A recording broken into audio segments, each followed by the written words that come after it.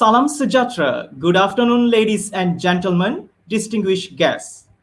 We are so privileged to meet you online on a virtual professional talk named 2 Hours, 3 Days, 3 Academicians, organized by Department of External Cooperation and International, Institute Aminuddin Baki, Northern Branch.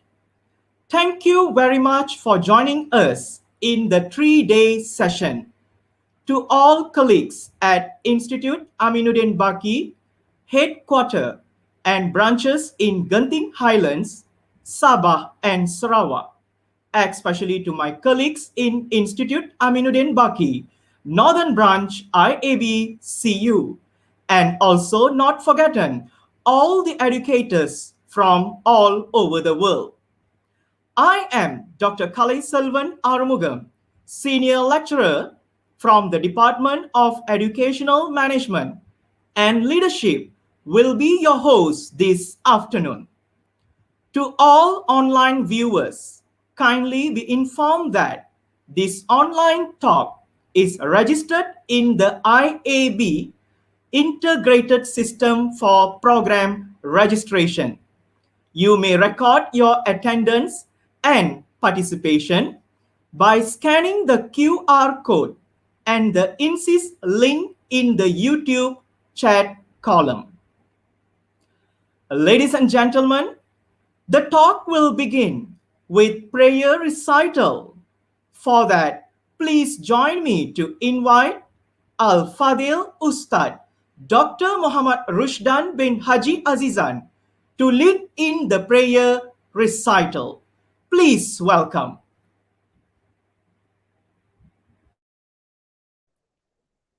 أعوذ بالله من الشيطان الرجيم بسم الله الرحمن الرحيم الحمد لله رب العالمين حمدا يوافي نعمه ويكافئ مزيده يا ربنا لك الحمد كما ينبغي لجلال وجهك وعظيم سلطانك اللهم صل على سيدنا محمد وعلى آله وصحبه وبارك وسلم Ya Allah, Ya Rahman, Ya Rahim, we gather today to express gratitude upon your greatest gift towards us. In conjunction with this assembly online of virtual professional talk organized by Institute Aminuddin Baki Northern Branch, we ask for your help and guidance. Ya Allah, Ya Akram al-Akramin, kindly give us strength and courage to face all the struggles and gain a wide range of knowledge. Kindly bestow blessings, physical and spiritual health, fitness of mind, peace of mind, and strength of spirit. Ya Hayyu Ya Qayyum, give strength to our educational leaders and academicians to continue to serve for people, society, nation, and religion. Ya Allah, make our country a country that got the blessing, everlasting peace, and prosperity of all time. Allahumma inna na'udhu bika minal barasi wal jununi wal juzami wa min sayyil asqam. ربنا عليك توكلنا وإليك أنبنا وإليك المصير ربنا آتنا في الدنيا حسنة وفي الآخرة حسنة وقنا عذاب النار وصلى الله على سيدنا محمد وعلى آله وصحبه أجمعين والحمد لله رب العالمين.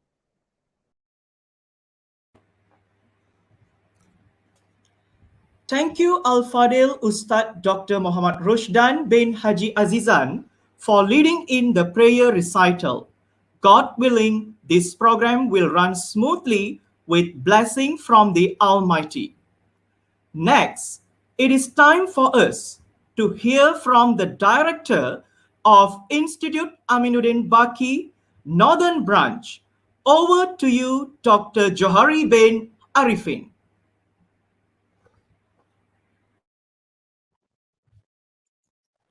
Bismillahirrahmanirrahim. Thank you, Mr. Chairperson, esteemed guests, distinguished speakers and participants, ladies and gentlemen. Assalamualaikum and a very good afternoon.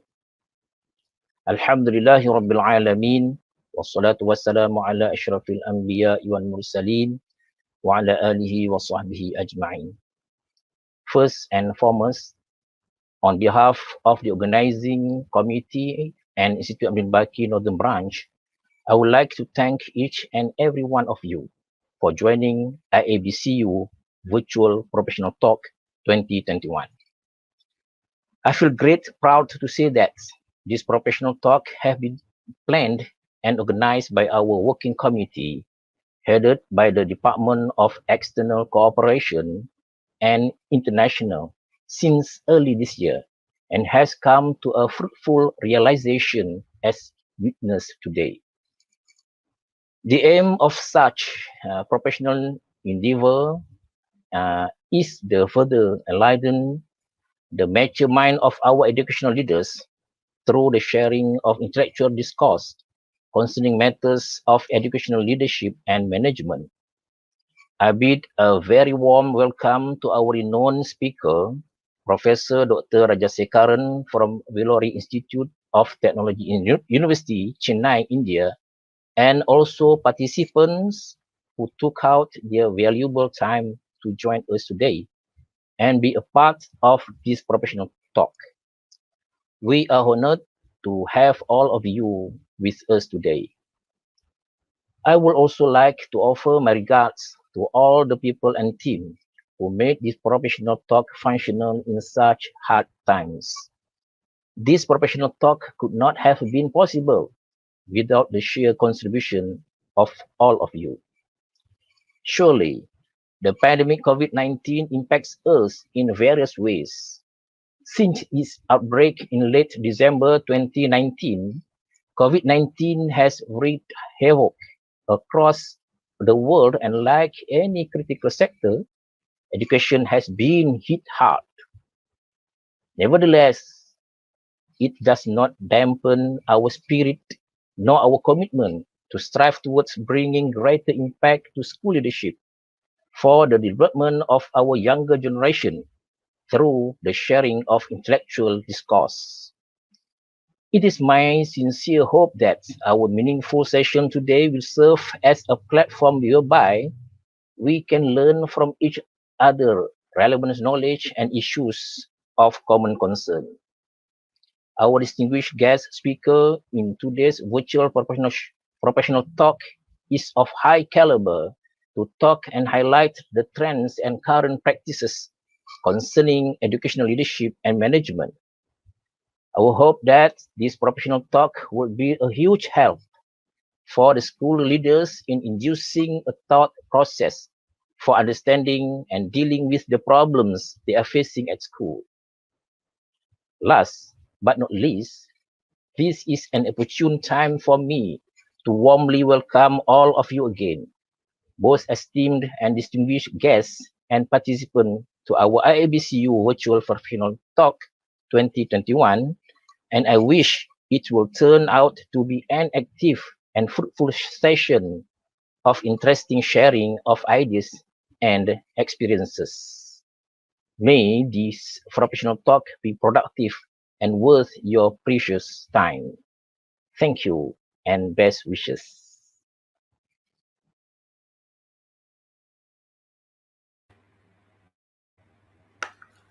Thank you, Dr. Johari, for giving us some insights about the program and the reason we do what we are doing. Ladies and gentlemen, the International Cross Country Program has gathered four experts in the field of educational leadership and management from three different countries, namely India, Canada, and the USA. As we know, on the first day, we had a wonderful session with Prof. Ram Ganesh. The second day with Prof. Dr. Ann Cleacher and Madam Jessica about instructional coaching. And this afternoon, we are honored to have with us Professor Dr. V. Rajasegaran from Vellore Institute of Technology, number one private university in India, who will speak to us on change making digital leadership. I think this is a current and informative we need for the current situation. Professor Rajasegaran is already on online at the moment, and Let us welcome him.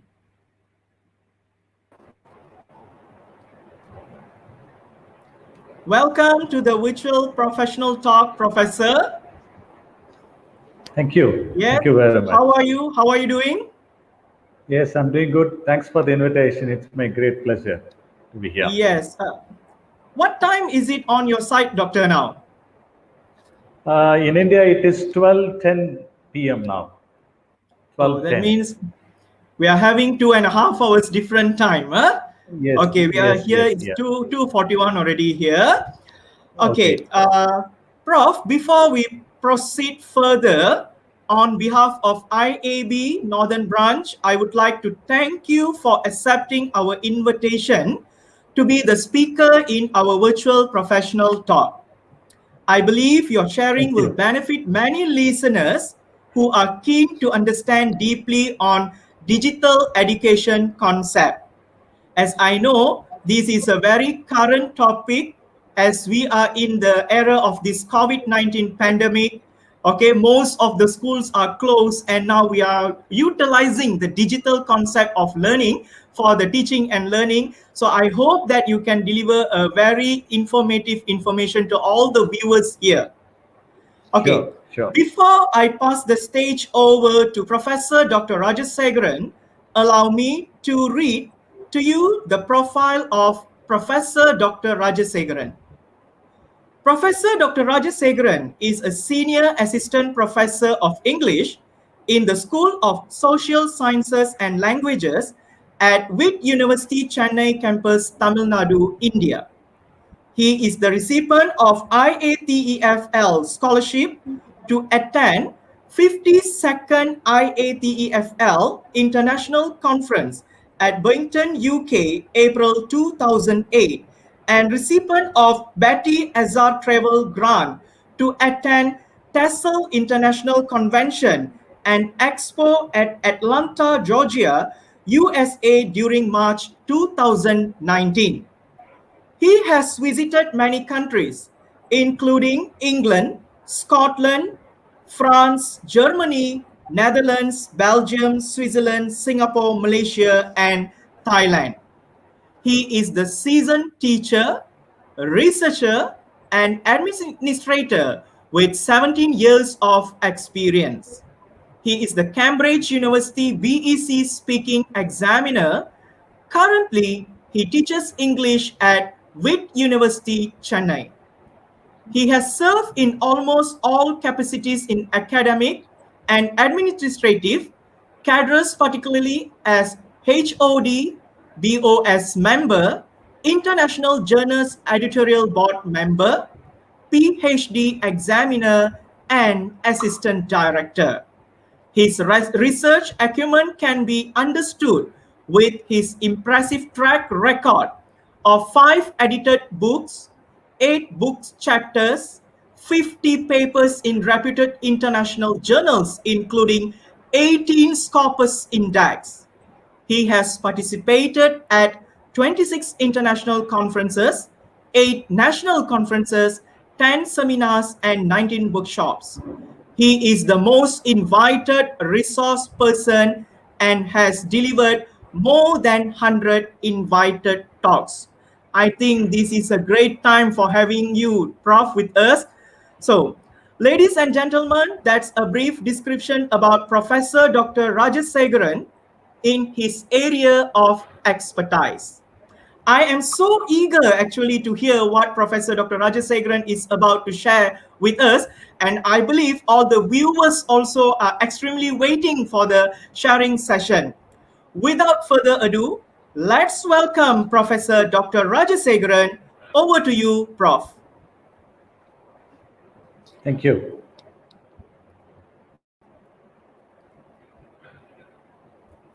I hope my screen is visible.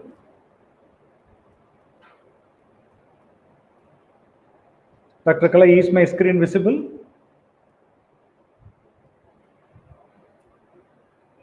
Yes, it is visible, Doctor. It is visible. Thank you. Okay. Okay. Pleasant good afternoon to one and all, and it's my great pleasure to be here and let me share my experience about this particular topic, which I have experienced for the last 17 years in my teaching career. So the topic of the day, just I have coined in that way, the change-making digital leadership, that is through teacher to guru. Actually, here digital leadership, it's not, you are not going to run the company or you are not going to do any corporate kind of thing. Just you are all in teaching field. You may be a professor or a teacher, lecturer, or a principal, or whatever the role you have. But basically, we love to be a teacher. So from that teacher role, how you have to become a guru. Guru is here. I mean, guru is a leader. So how to reach that role only I'll be talking about. Come, let's get started. Kalai, I think my voice is clearly audible. My screen is also visible. Shall I continue?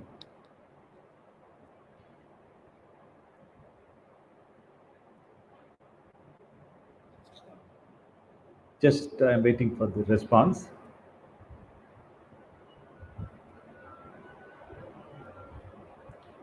Dr. Kalai, am I audible clearly? Shall I continue?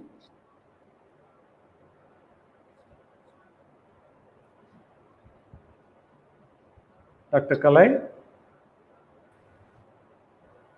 Yes, very clear, doctor. Very clear. You can proceed. Okay. In that case, probably you can WhatsApp me whenever I ask the thing, so that I'll do that, so that there won't be any technical delay. Yes, okay? yes. Okay, sure.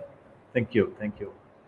Okay, dear teachers, please let me ask you a certain question. Is teaching a profession? Somebody you may say that yes, it's a profession, but I don't say that it is a profession. Teaching is not a profession at all. It is a responsibility. Teaching is not just a job, like everybody comes, morning and goes out in the evening. It's not that. Teaching is a responsibility which is laid on our shoulder. So if you consider as a profession probably to make money, it is not a profession actually. It is absolutely a responsibility. Only when you understand that this is a responsibility, then only you love to be a teacher. Do we love to be a teacher? See, definitely most of you, if you love this profession, you have come out, you feel that this profession is better than the other profession. See, the moment you think this is a profession, then we are not supposed to be a teacher. The reason is you are given a great opportunity to architect the future of your country, because the future of your country lies in your classroom. You are the architect. You are going to carve them through your sizzle and other things, and to make them as a great people in the different people. Why do we love to be a teacher? Because in the world's context, two people are always feel very happy to fail. Is it interesting to you to know? Who will be happy to fail? But there are two people in the world, they'll be happy to fail. One is mother and father, that their parents. Another one is teachers. See, whenever the parents see that their son and daughter, they climb the greater heights in their life, they'll be very, very happy that their son and daughter are doing good. Similarly, the teacher, we always teacher. 17 years I am teaching. And some of you must be teaching 25 years also. We always a teacher. Teachers remain always teacher. We never go to the next stage, because we love to be a teacher. But we create engineers, we create doctors, we create entrepreneurs, we create business, all sorts of. Teaching is the one profession which creates all other professions in the world. So in that profession, how to be a leader, how to be a change maker, that's what we are going to see in today's session.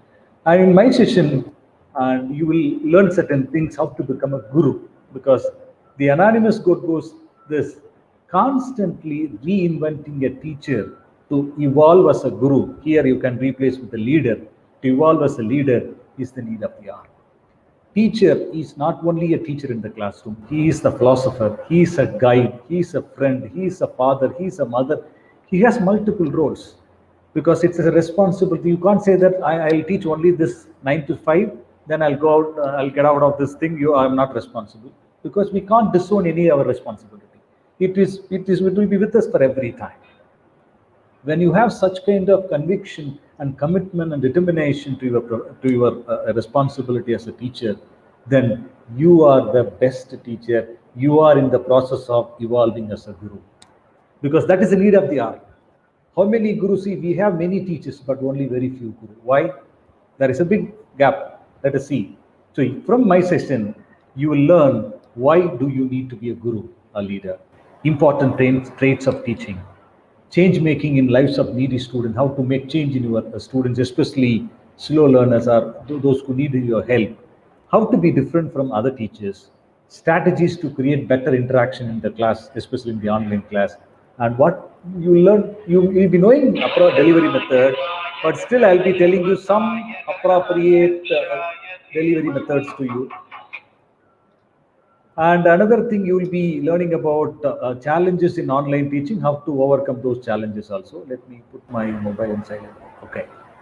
And some I'll be introducing you. I know I was told that you know certain technical tools already, but still some other free tools, online tools, let me introduce you, that will help you to enhance your interaction. Kalai, if I am, no, you can listen me. Please kindly message that you are listening me. My voice is clear. Thank you. Let me continue.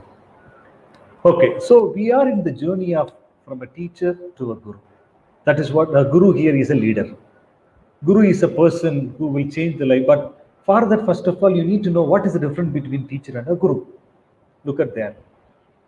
A teacher gives you knowledge, but a guru makes you wise.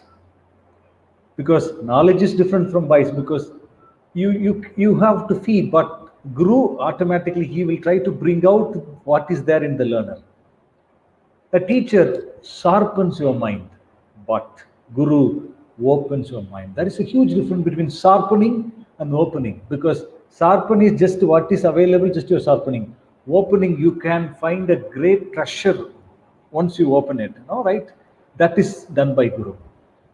A teacher just instructs you, but a guru constructs you, because construction is not easy. He will do that. That is why guru is the better than the teacher. Teacher here, we don't underestimate teacher. Teacher is a normal thing, but if you evolve into the guru position, that is what the leadership. That is what especially very much needed in this digital, what you call pandemic time. And the actual word guru, from it is from Indian language Sanskrit. The actual meaning of the guru etymology, it says guru means dispeller of the darkness. A guru is a person who dispels, removes the darkness from the shishya, from the disciple. So we as teachers, we have to remove, dispel the darkness from our students' life. Not only with our subject teaching, along with our life teaching. So I'll be telling you certain things, why, how you can become, why you should become a leader, a guru, then how you should become a guru. I'll be telling at the end of these strategies, you will have a clear idea that you can become a great leader. This is what you call have been taught by ancient universities across the world. If you look to any ancient universities, and if you, for example, if you take in India, in the 8th century BC, we had Nalanda and Takshashila universities, which attracted the students from all over the world. That's what you call top. Now we have a QS ranking. Similarly, it was such a high-ranked university, and there they gave importance to the guru. They, what you call, taught everything in a practical way. So that is why the guru is the person who will be there to construct you, because what we are doing mostly in our class, just we are instructing. Instruction is not sufficient. Construction is very much essential. For that, you should shed your role of a teacher. You should wear a new role as a guru. These are the important traits of teaching: preparation, presentation, execution method, personal characteristics, teacher-student interaction. First, preparation. Why is it essential? See, without preparing, if you go to the classroom, you can't do anything. See, it is the basic fundamental thing. Even though you are the great expert, nothing wrong in just brushing up whatever you have done already. Just refresh yourself and go to the class so that you can deliver effectively. Second thing, see, today you are listening to me via YouTube live, and I'm presenting via what you call online. And this is the presentation mode. But still you can see me that how I am talking to you. See, I'm looking at my cam. You are looking at me via YouTube, but I assume that you are with me in front of my room. So I assume in that way, so I deliver my talk in such an effective way so that you will be with me. In case if I read from the PowerPoint slide and other thing, nobody will listen to me. You'll be there, just you simply will switch off the video and you'll go there. But the way you speak, the way you present, it should add a value to your teaching. That's why the presentation, it is, for instance, you take, this is my presentation. See, you have a plain PPT PowerPoint slide. There is a heading, there is a 5 bullet points. This is my style. Now, how I am presenting, I'm looking at you and I'm using my hands, gesture, I'm modulating my voice.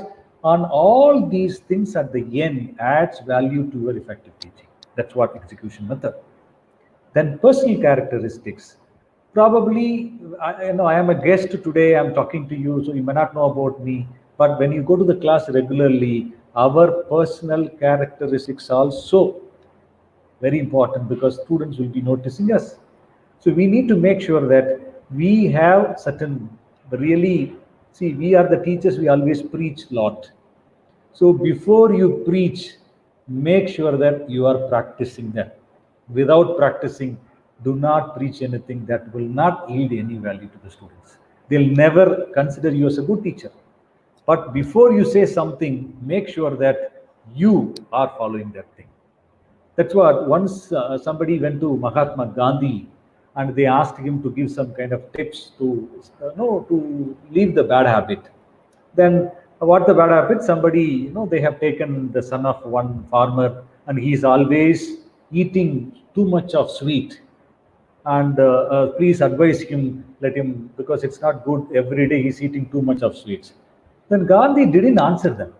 Then Gandhi told him, please go back and come back after 7 days.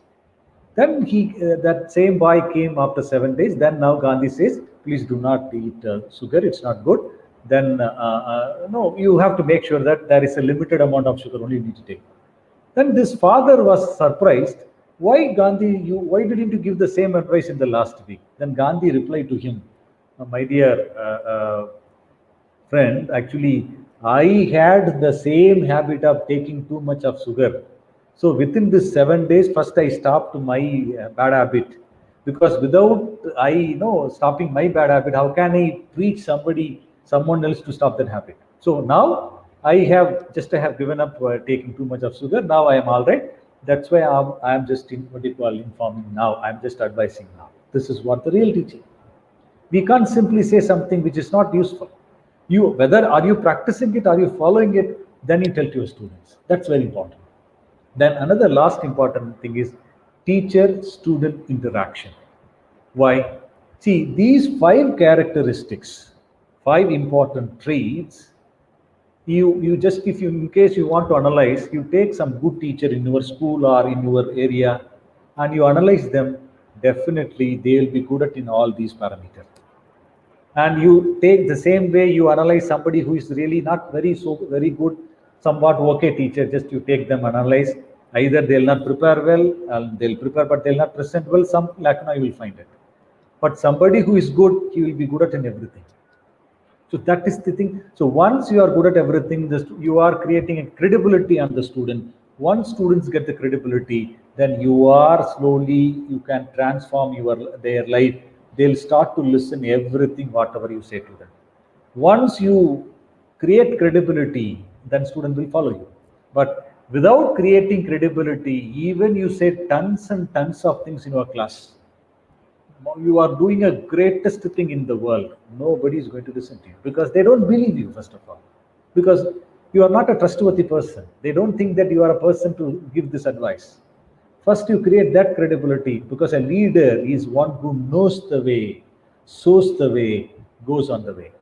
You are a leader means first you do that thing. You should not teach that, you should not say that I'm a leader, you should follow me. No, by the way of action, whatever you do, student indirectly has to pick up the leadership skill from you, and your fellow colleagues should pick up the leadership skill from you. Then you should emerge as a leader. You should not go and tell them that I'm a leader, please follow me. That is not a leadership skill at all. It has to happen automatically it should emerge from within. Not you cannot ask other people to do that thing. Please make a point of it. Major challenges in education system today. What are the major challenges? First thing, gap in our education system. This is a problem across the world. See, whatever we study in the classroom setup, and especially in the some countries, maybe Finland, some other countries, the education system, it is highly employable, readily, what you call, you can put it to practice. But whereas in the most of the countries, there is a big gap in education system. That is, whatever they study in their classroom, that is not immediately useful once they come out of the classroom. It's kind of somewhat of kind of utopian thing. Either otherwise you read theory in the classroom, you never practice in the society. So as a teacher, we need to identify the first gap in our education system. Let us not blame the system.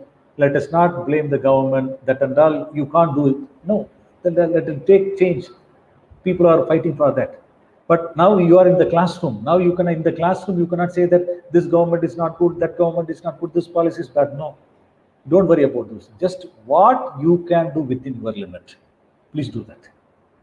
You teach the best thing to them. Identify the gap and you add along with your regular routine subject. Please feed this information to them. Then once you can feed the gap in the education system, you are a guru. Because everybody will teach only the subject, but you are there to teach them life because you have identified the gap. Now you are trying to fulfill that gap. Then you will be the best teacher in the class. That's why, actually, why it is essential, because students are magnificently unprepared to face the real world because nobody is giving a real training to face the real world. They themselves come to the world, they understand the problem, then they get to know, they fight, and somebody they are able to fight, somebody they are unable to fight, they succumb to the pressure. But if you give certain life skill in your class as a leader, as a guru, then they will learn, because once you start to give those things and he will try to develop a great likeness towards your class, then slowly everybody will be in sync with you, then they listen to you, then you can make wonders. So this is another important thing. And that's what we have many teachers to teach subject, but only a few gurus to teach life. You be a guru, teach the life to the students. You need to prepare your students, not simply what you call answering your question. No. Whenever you ask questions, you don't expect the student to answer. That's one way of expectation. But ask one question to yourself. Have you prepared your students to ask more meaningful questions? You have prepared means you are a good teacher. You are a guru. But you have not prepared them. Simply, they'll answer whatever you ask, they'll answer you. It means that they have already, they are bookworm. Just whatever in the book they read and they'll answer you. But that's not the question. You need to make them to understand, even you should allow them to question you. You should allow them to challenge your quality also. Nothing wrong in it. When a student says, when you make a mistake, he says that it is a mistake, accept it with honesty. A teacher has to do that.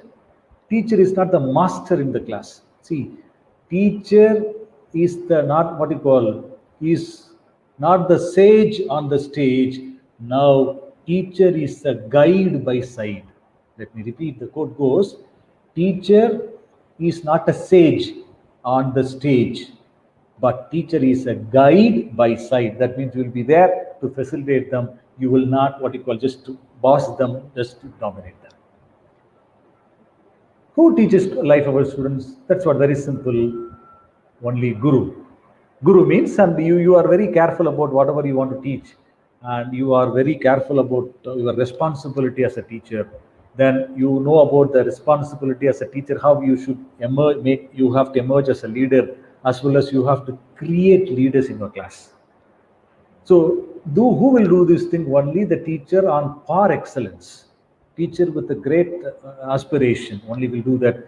They'll be definitely a leader. Leader means, as I already told you, there are what you call colleges, schools, and everywhere. Some teachers will be always liked by the students, or some teacher will have a great impact on the students. Why? Because they'll have a better knowledge, They'll know how to handle the student better, and that's why they'll create always a great impact on your life. The reason is, you are all teachers, but when I ask you the question, please can you tell one of your favorite teachers in your school days or college days? You need to tell one or two names, but you could have met minimum 25 to 30 teachers. But why don't you tell all the names? Because only a few teachers can create impact on our life. All the rest of them simply are media, just they are the spectator or simply a co-participant. That's it. They just come and go. But you want to be in that one person who creates impact, then you can't be a normal teacher, you must become a leader.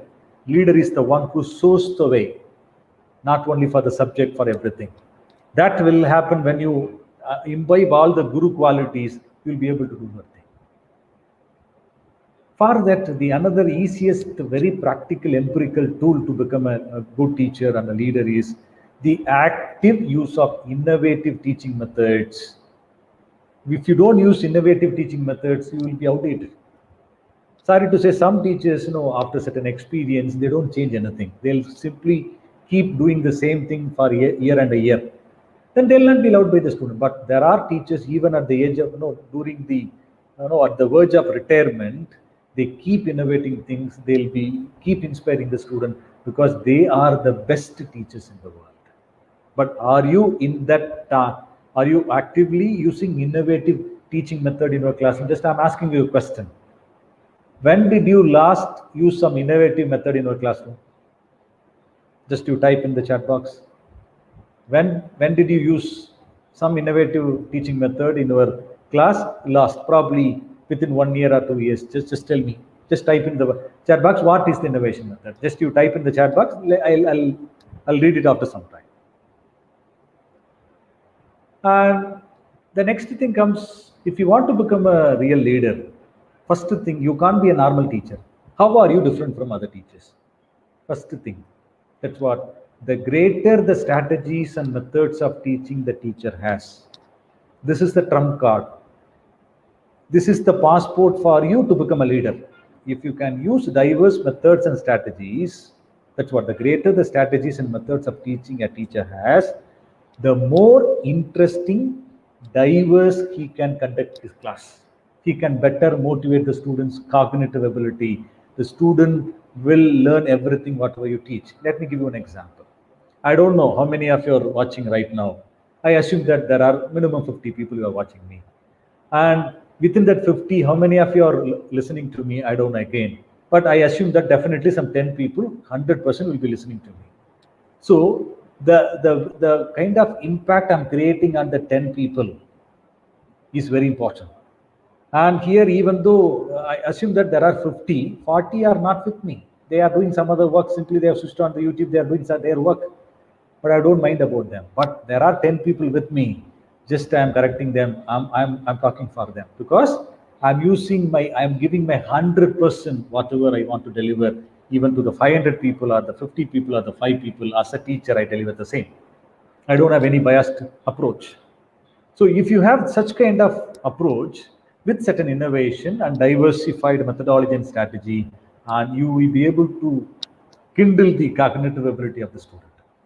See, there may be crores of population in our country, in India, about it. We are in already 130 crore plus population we are running next to China. But even though there are people, but only we have a very few leaders. Why? Because they do something better than other people. So the same way in teaching also, there are many schools, colleges, and not everybody is good. The reason is whoever doing these kind of diverse methods, certain strategy to create change among the student, they are emerging as the best teachers. Obviously, all the best teachers are the leaders. There is no here. That's what I'm teaching you the leadership in a very regular, very practical way. There is no separate leadership skill. I'm telling you. You are a teacher. Be a teacher. But within the teacher, how can you become a leader? That's what I'm just giving you.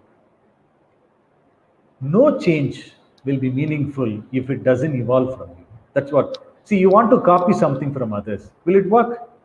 Definitely not. You will be doing for one day, 2 day, 3 day.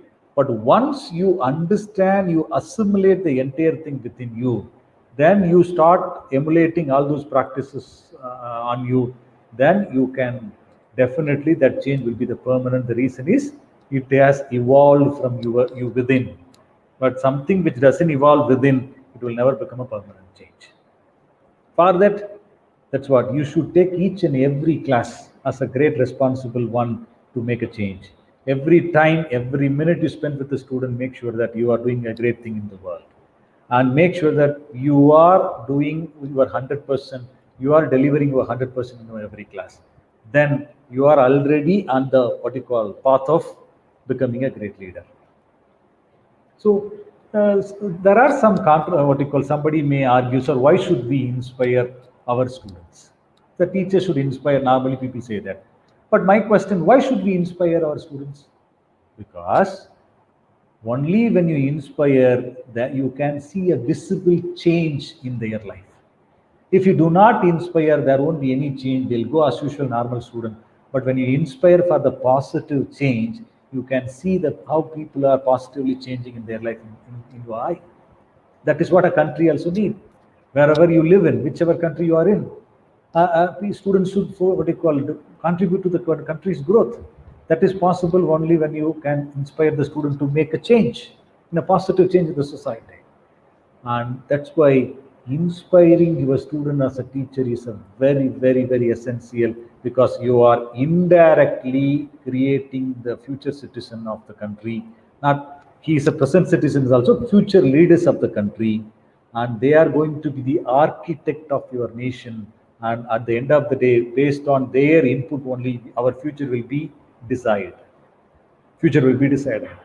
If you create a good people, good leaders, you will get a good leader in the future. The country will prosper, and when the country prospers, you will be happy. But when you create a bad person, he becomes a bad leader, you have to face the consequences. That's why inspiring your student is the quintessential quality for a teacher to create a positive change making. That's what, because I mentioned in my title, change making leadership. Here, this is what the point you have to use as a trump card. If you inspire the student in a positive way, you are in the process of making great positive change in their mindset. When that change is happened, and they'll emerge as a great asset to the country. If you look at this thing, a beautiful quote, I like this. The mediocre teacher tells, the good teacher explains, the superior teacher demonstrates, only the great teacher inspires. Whether you are a mediocre teacher, good teacher, superior teacher, or a great teacher, you think. In case you are in good and superior category, please try to reach the great category. If you are mediocre, no problem. Just you work hard and try to reach the great category, because mediocre, normal teacher can never ever inspire the students. Only the great teacher can do that. But by the way they do, the way live, and all those things, only they'll be able to do that thing. So this is given by William Arthur Ward, the best quote I like in my life, because as a teacher, when you see this thing, and it keeps reminding you that how you should become. And this one, yeah, this is another word I read from some book, actually, from a Tamil book from our country. And we should aspire to inspire before we expire. See, our life is very short in this planet. We are a speck of, compared to the entire population, we are just a speck. So in that speck, you want to create some impact, means you should aspire to inspire before we expire, before our life ends. Make sure that at least you are the catalyst for the positive changes of some students. Then your real objective and aim of your life will be fulfilled. Otherwise, everybody goes to the college, they teach the thing, they'll get salary, they'll come back, they'll do the regular work. But what is the point at the end of the day when you look back?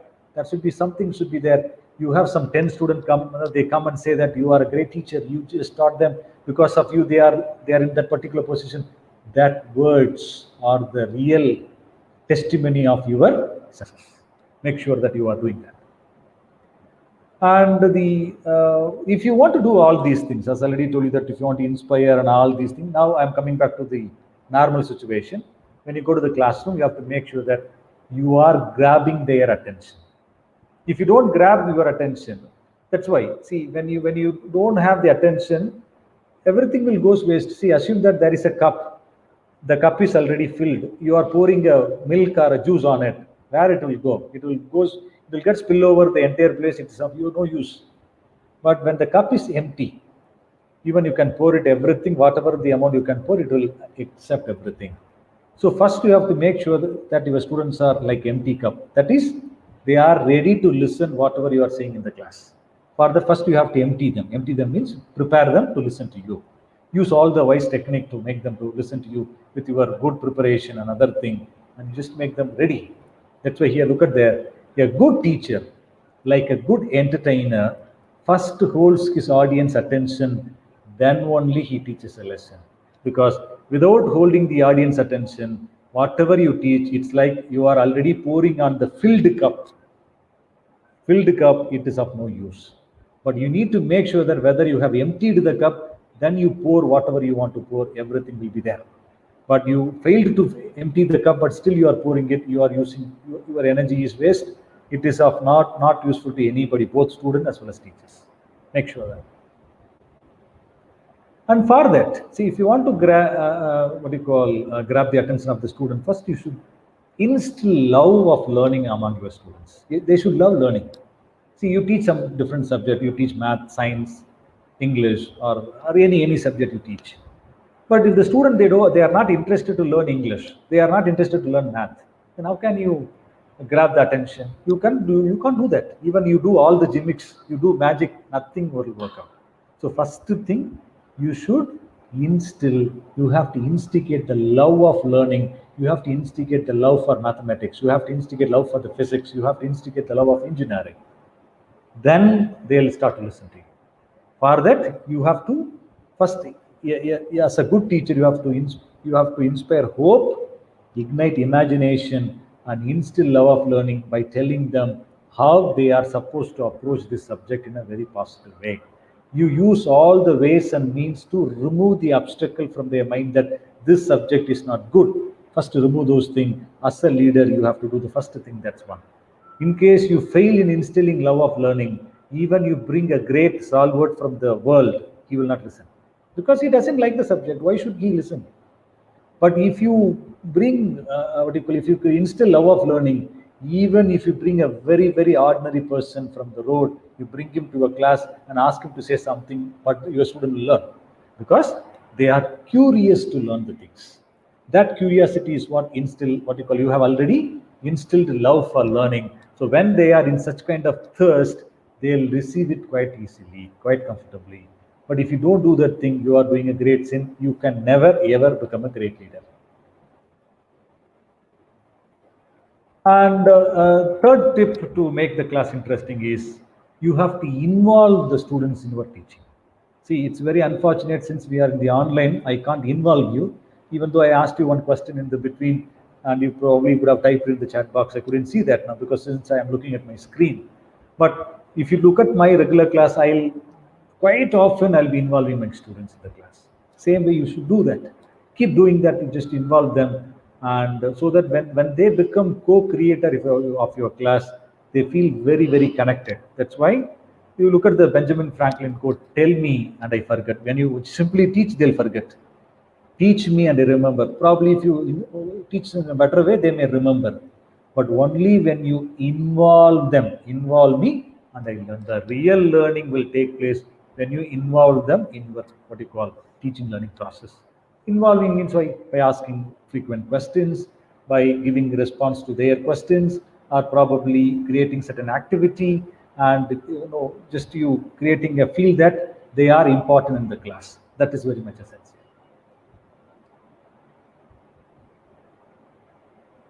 This is the another one wonderful quote from the Alexander the Great. I am indebted to my father for living, but to my teachers for living well. You have to teach them to live well. It is not simply teaching them to do the subject. And these are the things already I talked about. This is just a recap, whatever I have talked so far. You have to teach life students. These are the paths you can use it to become a leader, change-making leader. Teach life skill to your students. Be different from other teachers. Use diverse methods and strategies in your class. Make sure that every time you try some innovative thing, let whatever the change you want to see, please see from yourself. Be the change you want to see in the world. That's what Mahatma Gandhi says. Be the change you want to see in the world. Whatever the habit you want to change the student, please you change yourself and tell them and they'll follow. And make sure that once you go to the classroom, first thing, grab the attention. Second thing, inspire and instill love of learning and ignite imagination. Be a great teacher. Be a candle means you should, what you call, sacrifice you to make the student great one. And final one is always make sure that you are involving the students in your teaching. This will create a great, wonderful, what you call, learning. And obviously, a teacher who follows all these things, undoubtedly he will become a great leader. And all these things, when you do want to do in digital platform, there are certain challenges are there. I'll tell about that thing probably after some time. And now let me minimize my screen for some time. Can you all just tell me, please post in the chat box, let me check in my YouTube chat. uh, Tell me from this thing, which point you feel that this is very important as a teacher. Just my question is very simple. From the various point I have given now, which one you feel that very essential to become a leader? Just type in the chat box.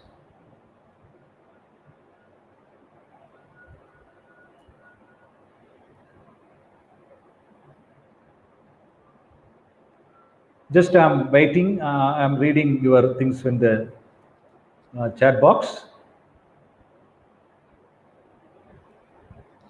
And I'm looking at your responses. Just I'm checking through my mobile in the YouTube link. My question is very simple. Just tell me which method is really efficient to you. Will be, you feel that it is important.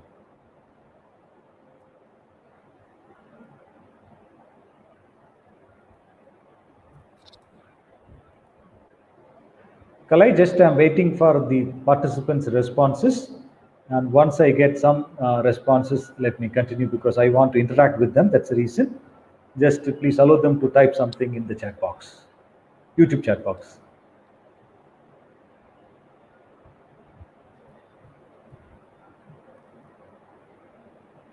Okay, fine. So they are, Kalai mentioned that they are posting it. Okay, probably let me see at the end. Okay, now I'm going to give you certain ideas to support the needy learners. See, there are students probably they are not really good and they need your support. You call it a slow learner or disadvantaged learners. As a teacher, we need to take care of them. So for that, what we need to do, that's what I'll be sharing you some quick tips.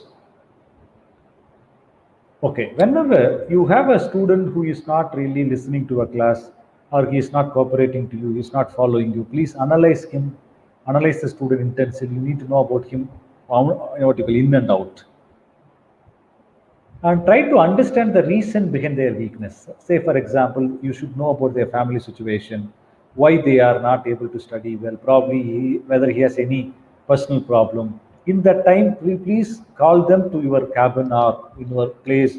Just you talk to them and you motivate them, and you just give a boost to them that they'll be able to do that. Do not demotivate them in the class. When the students are unable to answer continuously in the class, please do not pose the question to the student. Don't insult him. That's the that's the worst damage you can do a student. Please don't do that. Such kind of thing, probably you can call them to your cabin or whatever the common place, and you can talk to them personally and understand their issue. Just tell them and you give them your moral support that you are there to help him, ask him to participate, then he'll come up to motivate them.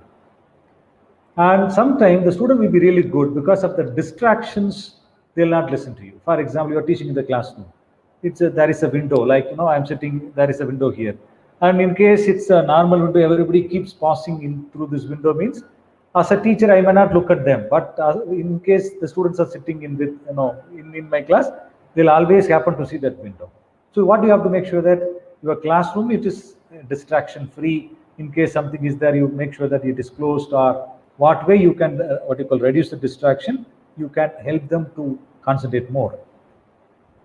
And for them, if you give a too much of lesson in a one chunk, one lesson, they'll not be able to handle, they'll not be able to learn. Please break them into different compartments and tell them bits and pieces. No, little by little you should give them. In that way only it will work out. Otherwise you have to reduce the load of the academic load for them. You just to encourage them. First you have to create a confidence. If you give the entire thing, he will never read, but you give him only one unit, let him complete, then you can go to the second unit. Even though he's far behind than the other student, no problem. Initially the first job to you is to have to create a confidence on them. Further to go slowly, and then you just give some special extra attention to those students, then only they'll be able to come with you.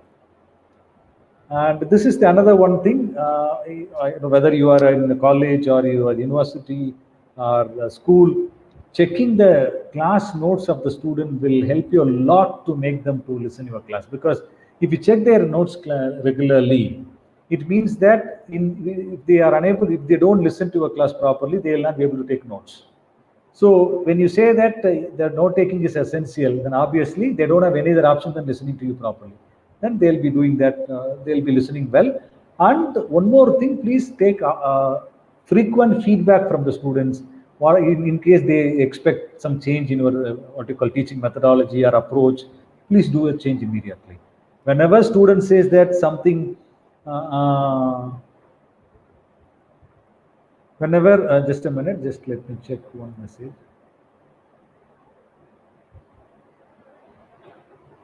Whenever you have what you call the time to take care of all these things, that student will feel very happy about it. Please make sure that. So if you say that you listen my class effectively, then he may not listen. But you have to take notes every day. Then I'll be verifying the notes then and there. Then probably you'll give some marks to that notes also. Then obviously they'll take notes. This is the one option to make the student become attentive learners. Second, another thing, providing a quiet private place to study means probably this one you can't give, but probably in case he is unable to read properly, you can check with their parents whether is there any possibility for him to provide a quiet and private place to study. In case some disturbances are there, he can help. Some, in case he doesn't have that kind of issue, special houses, he's economically deprived thing, but you just motivate him and ask him to manage whatever the facility he has. So, but you give a kind of support that you are there to help him. And whenever the opportunity arises, emphasize the student's strength. See, somebody is good at in something in your class. Make sure that you are promoting them in the class. See, somebody who sings very well, give him opportunity sometime. Maybe once in a semester or during your college function. Somehow you identify their talent, just you project them, just you recognize their talent in the class. This will indirectly motivate them to study well also. And that's what, this is a very common psychological technique. Use a lot of price and reinforcement frequently. Keep pricing them for the best thing they are doing in the class. And this one already told you. And you can add certain variety of educational puzzles, games, and activity, because I was told that you know the Mentimeter and you know the Padlet and the thing. You see, for example, I asked you to type in the chat box. In case if it is now in my regular classroom, I used to post immediately that Menti quiz. So immediately they have to post their responses in the quiz box. So that way you can make the student interact well. This one we spoke much. This is one more thing.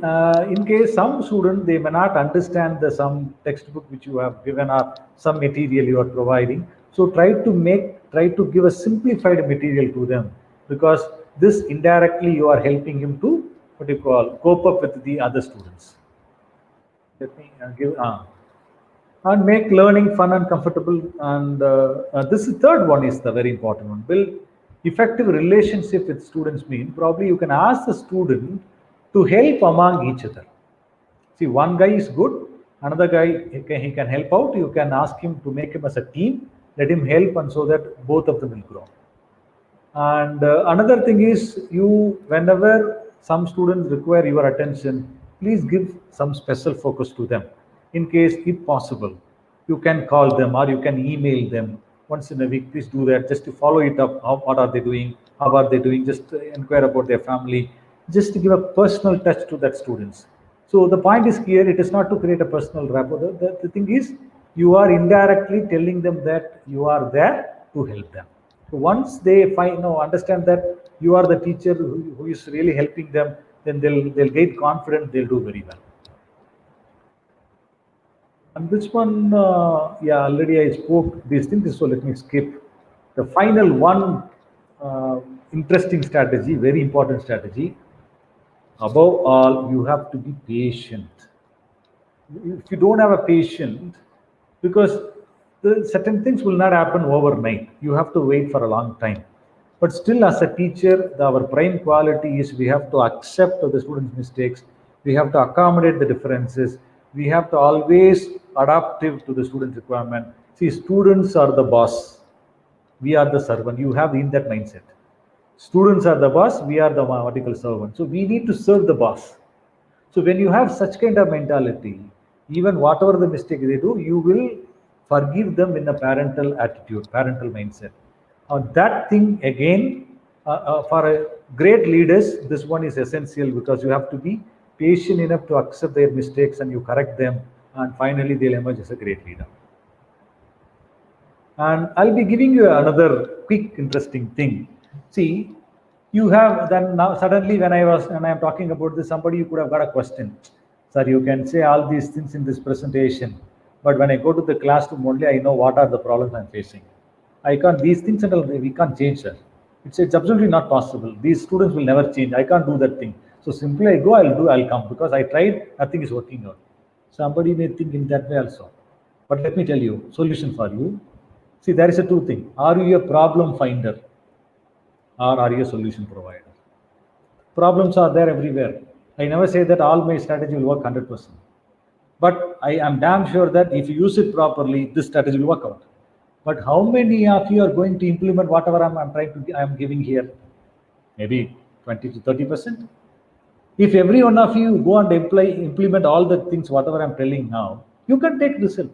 But I know very well that only 30% will implement. The rest 70%, okay, let me see. Then they will be always ordinary teacher. But extraordinary teachers, they want to become a leader. They'll be always very conscious of learning new things. That's what, even at the age of retirement, during the retirement also people learn. So such kind of teaching will keep evolving as a guru. But whereas somebody, they have already decided they don't want to be a guru, they want to be only ordinary teacher, nothing can be done. I would say, unfortunately, they are the sin to this profession. When a teacher says that I will not grow, I will not change, you are a sin to the what you call profession. Please don't be like that.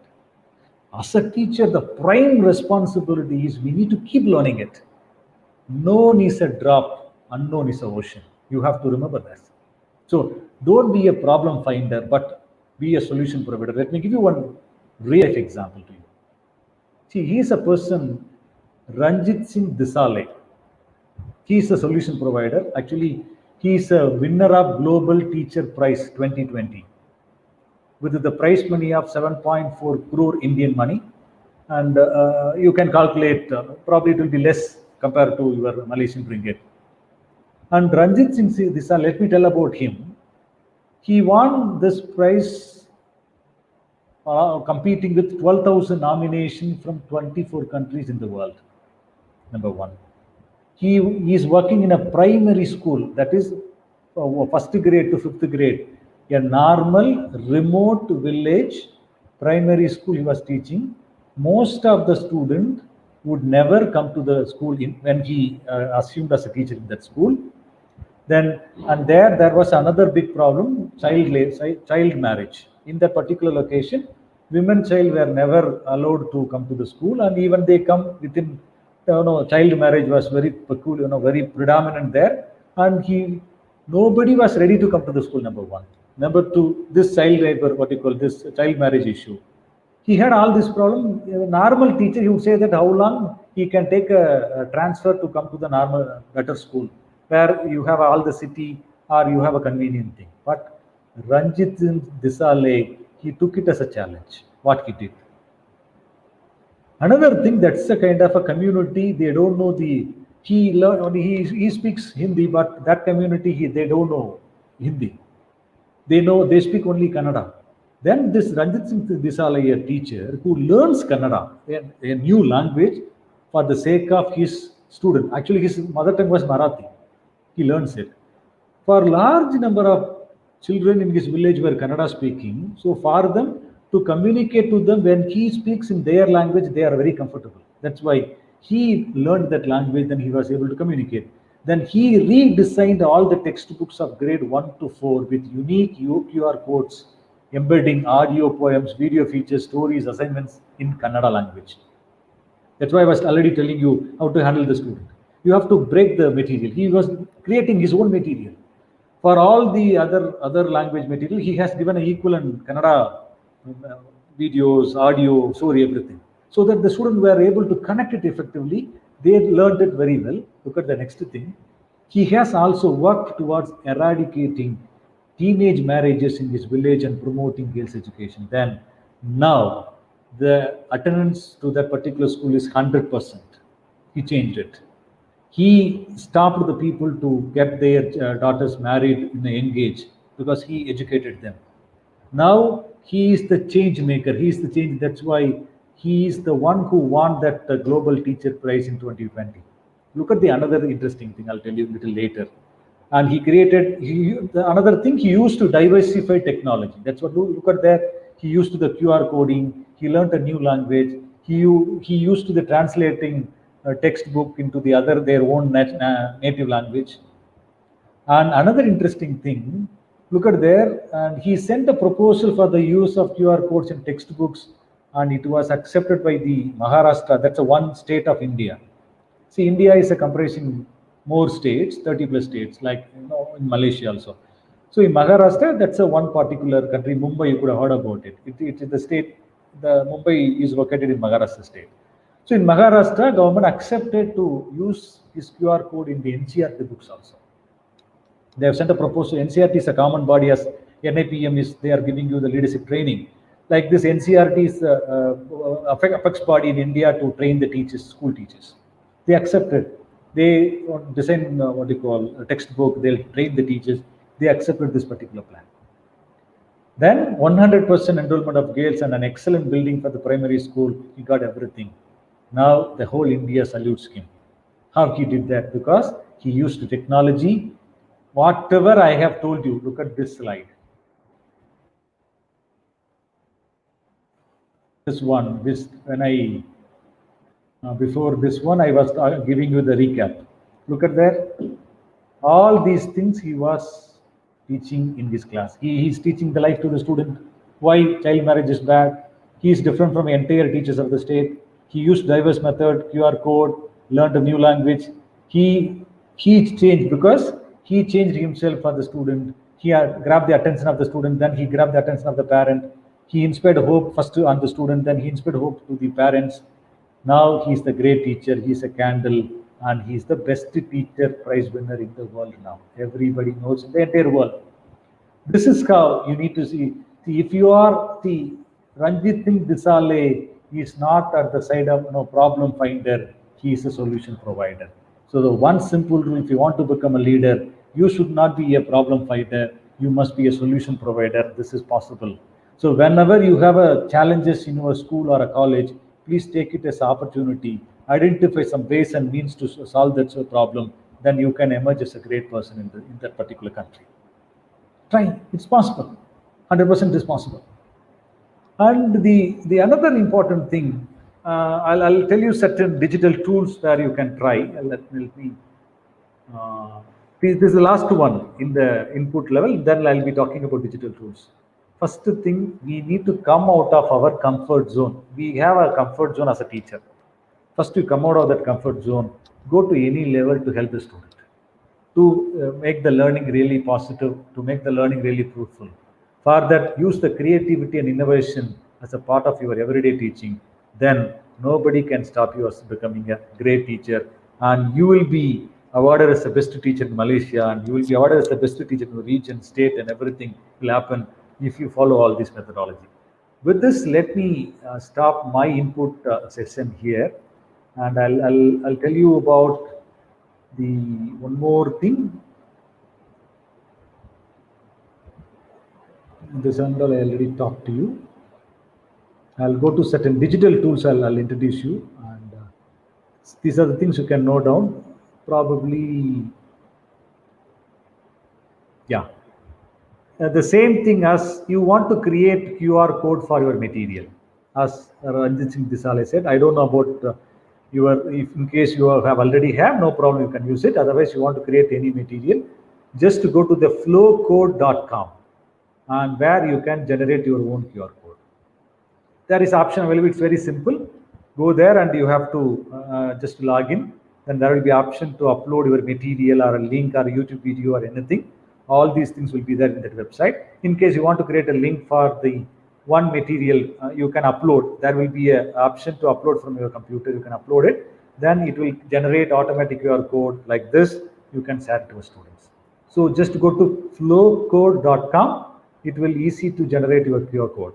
In case you want to have some detailed video about all these things, I'll share my WhatsApp number at the end. Probably you can WhatsApp me. Let me send you the separate video on these things in detail.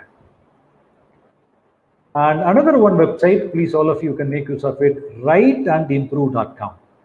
This website will help you to develop your English writing skill. It's a free website. What you call used to developed by the University of Cambridge. It's a part of University of Cambridge. Free tool. It will help you to improve. Just to simply go to writeandimprove.com. As I said here, this is the URL. You can take a pic and go there. There will be option like this. These are the different level: beginner, advanced, and intermediate level, IELTS exam level. All these things will be there. Simply you click any one level and you will have the question. You can answer it. Once you answer it, it will give you the feedback. So this just to try this, because I don't have time to explain detail. So if in case you require some detailed tutorial about these tools, you can message me later. Then I'll share you the video in detail to you later. Got it? This is writeandimprove.com. You can use this thing to help your student. In case you work in a college, it is very good. Even if you work in school also, you can take this beginner level module. There are 3 levels: beginner, advanced, business. In case you work in MBA colleges, business colleges, you can use this.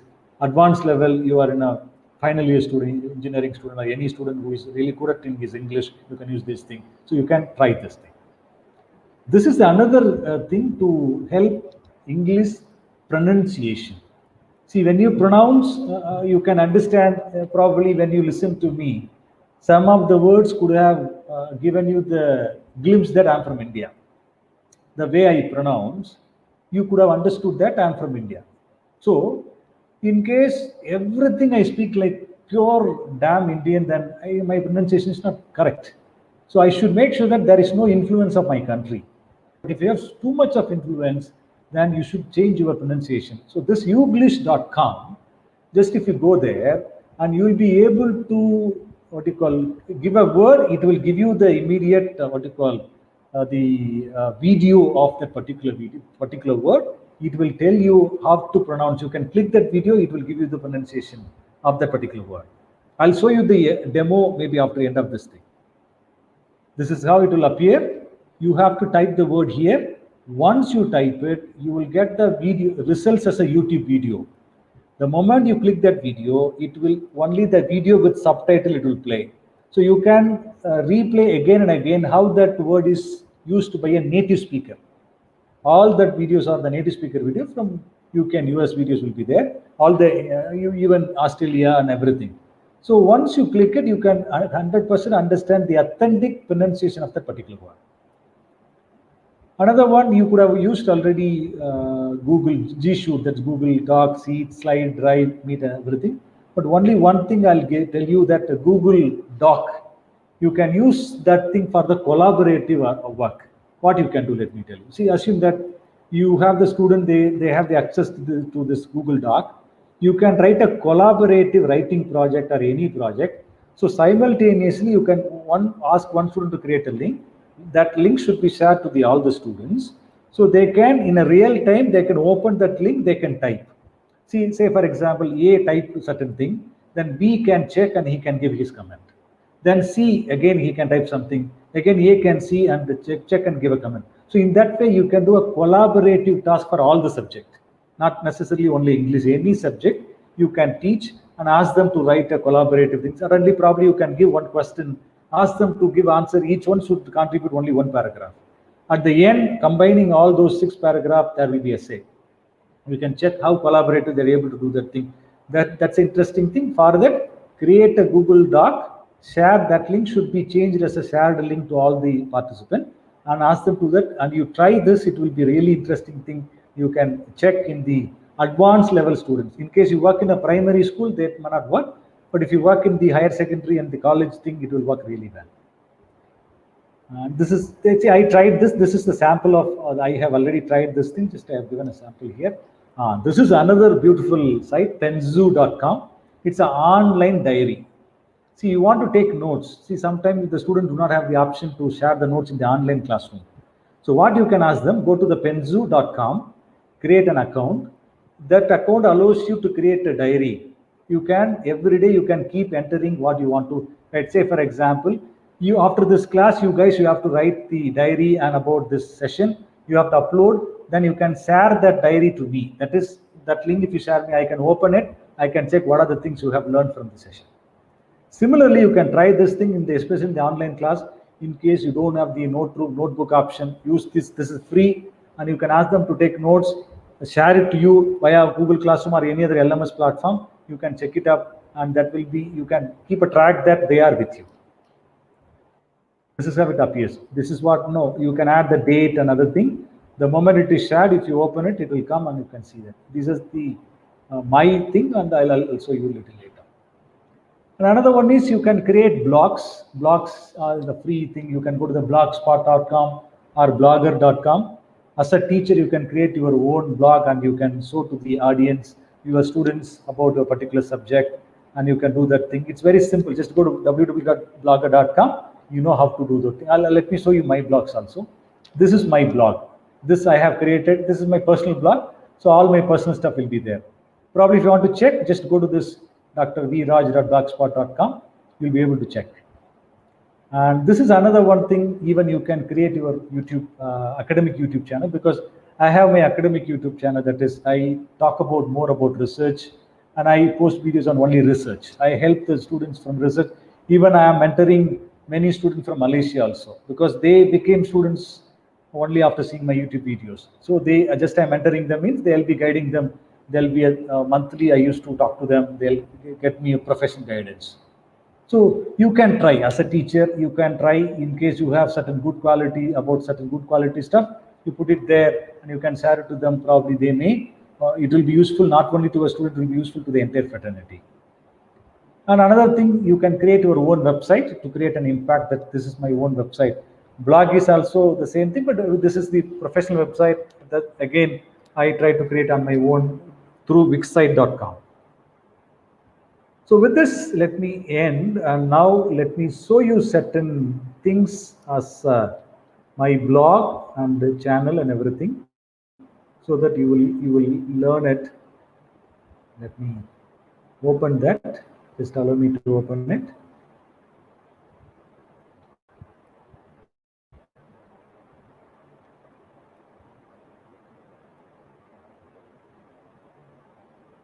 Just I'm stopping my sharing. Just let me open, then again let me share.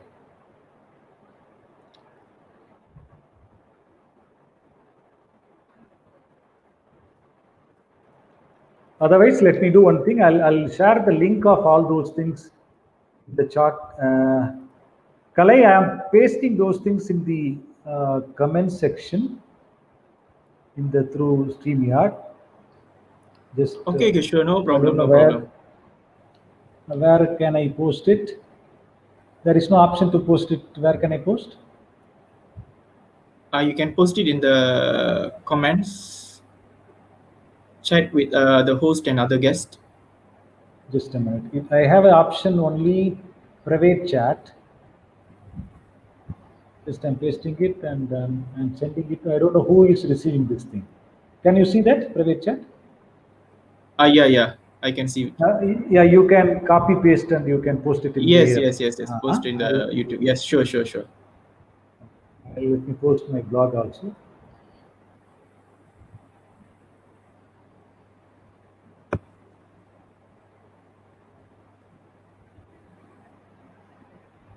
Yeah, then probably let me share you the YouTube channel link also so that they can see the other related things from that. You can,